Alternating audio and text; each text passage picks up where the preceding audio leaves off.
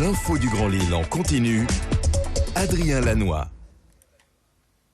Mardi 2 mai, bonjour à toutes et à tous, bienvenue sur Grand Lille TV. On se retrouve en direct à 7h15, bien sûr, avec une nouvelle édition préparée par l'ensemble de la rédaction. Avant toute chose, vos prévisions météo.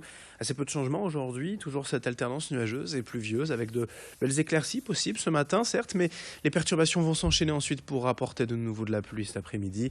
Les températures, elles remontent, on aura 6 degrés en matinée et 16 degrés même pour cet après-midi. Mais cette semaine, le temps restera globalement assez mitigé. On en reparle après ce journal avec les prévisions complète de Météo Service. À la une également ce matin, l'infotrafic et les premiers coups de frein et ralentissement évidemment sur la 25, la RN 41, le périphérique sud, la 1 également ralenti jusqu'à Falampin, voire même Seclin. Ça se charge également avenue du Général de Gaulle à Madeleine. Route de Menin entre Marc et Bondu et puis sur la rocade nord-ouest.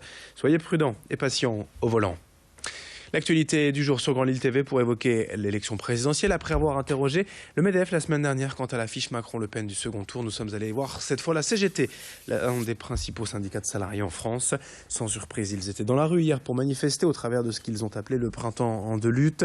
Mais si le syndicat appelle au plus grand rassemblement contre Marine Le Pen, les revendications habituelles et sociales ne sont pas oubliées, telles que l'abrogation des lois El Khomri et Macron, un SMIC à 1800 € net, l'égalité salariale professionnelle entre hommes et femmes, la réduction du temps de travail hebdomadaire à 32 heures et la retraite à 60 ans. Malgré cela, il a été difficile hier pour les syndicats de défiler tous unis ensemble, la CGT et la CFDT n'étant finalement pas d'accord quant au thème de la manifestation. Loïc Hayet avait rencontré les responsables CGTistes jeudi dernier à Lille. Je vous propose de les écouter. L'Union locale de Lille, qui est en intersyndicale très large. Ils ont réussi à avoir une intersyndicale avec la CFDT, une SA, avec un syndicat d'étudiants, avec Solidaire, avec la FSU. Il y a des territoires où il y aura peut-être l'intersyndicale qui sera moins large. En tout cas, c'est au territoire de prendre les contacts pour pouvoir construire un 1er mai le plus unitaire possible. Autre image, autre rencontre dans cette édition, les parents de Vincent Delory ont été reçus à l'Élysée la semaine dernière par François Hollande au sujet de leur revendication principale depuis la mort de leur fils en janvier 2011, la reconnaissance de la responsabilité de l'État dans l'issue tragique de cette affaire. Il y a 6 ans, Vincent et son ami Antoine de Léaucourt ont été kidnappés par des terroristes au Niger et sans même entamer de négociations, l'État français avait lancé une opération de récupération qui s'était révélée être un fiasco entraînant la mort des 2 jeunes Français originaires de l'Insel. L'État refuse donc toujours de reconnaître sa responsabilité dans ce drame, d'où la déception de la famille Delory qui attendait un geste fort de François Hollande. Idil Gunaï a pu rencontrer la maman de Vincent qui s'explique quant à ce combat pour la mémoire de son fils.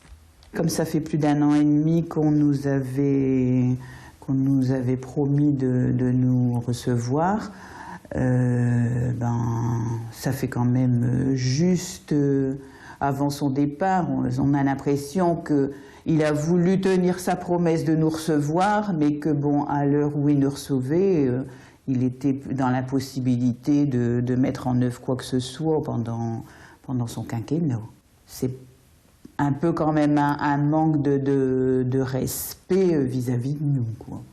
Puisque en nous recevant, il savait bien que pas grand-chose n'allait se décanter. En bref, Jean-Louis Borloo annonce son soutien à Emmanuel Macron. L'ancien ministre est sorti de son silence dans un entretien qu'il a accordé ce week-end au Journal du Dimanche. L'ex-maire de Valenciennes retiré de la vie politique. Il déclare sa volonté d'aider le candidat en donnant un coup de main s'il le faut durant 2 ou 3 ans. 2 incendies ce week-end dans la forêt domaniale de Saint-Amand. Samedi, d'abord, vers midi, un feu a détruit 5 hectares de végétation.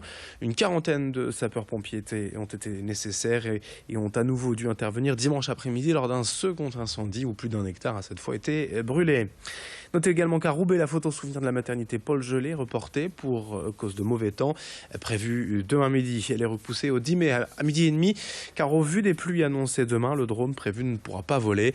Pour rappel, la maternité roubaisienne déménage et deviendra la maternité de Beaumont le 16 mai prochain.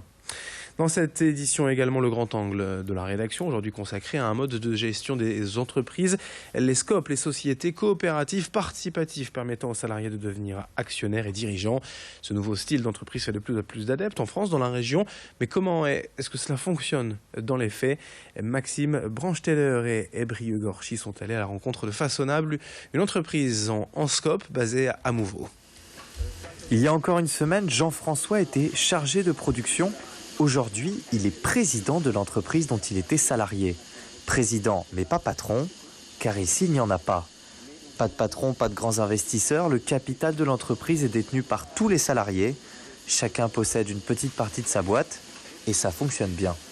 Moi, depuis lundi, qu'on a pris les rênes, je dirais, de cette société, on s'est rendu compte que les gens ont changé complètement de comportement. Ils se sont investis. Avant, ils n'auraient pas balayé leur machine, ils auraient laissé un peu plus de choses traîner. Et là, maintenant, ils se sentent beaucoup plus responsabilisés. Cette société est tout simplement devenue une SCOP, une société coopérative et participative. Fini les grands propriétaires et les ordres du siège. Les ouvriers gèrent eux-mêmes l'entreprise et tout n'a pas été facile. Le nerf de la guerre, on va dire, on voulait cette machine à tout prix de façon à pouvoir continuer justement cette activité où là, la plupart de nos clients nous suivent à l'heure actuelle. Aujourd'hui, il reste encore à réorganiser l'usine, faire de la place et vendre certaines parties du terrain. La tempête est derrière eux, mais elle a fait des dégâts. Pour vous donner un ordre d'idée, on était 250, je pense, aux alentours de 2005 et on n'y était plus que 67 jusqu'à il y a 15 jours. Les 67 salariés se sont vus proposer de participer au projet. Seulement 37 sont restés. Aujourd'hui, l'usine regarde vers l'avenir et les commandes continuent d'affluer. En 2015, l'INSEE recensait 2855 SCOP en France. Chaque année, ce chiffre augmente de 6%. C'est plus que la moyenne nationale des entreprises classiques. Un peu de sport également aussi dans ce journal pour vous rappeler donc la victoire du RC Lens. Enfin, après plusieurs matchs de contre-performance, les Lensois se sont imposés hier à domicile au Stade Bollaert 2-0 face à Laval, le dernier au classement. Lens remonte donc sur le podium de la Ligue 2 de bon augure à 3 journées de la fin pour espérer enfin remonter en Ligue 1. 7h22 ce matin en direct sur Grand Lille TV. D'autres infos à suivre dans un instant, notamment vos prévisions météo complètes et l'info trafic. Merci de votre fidélité.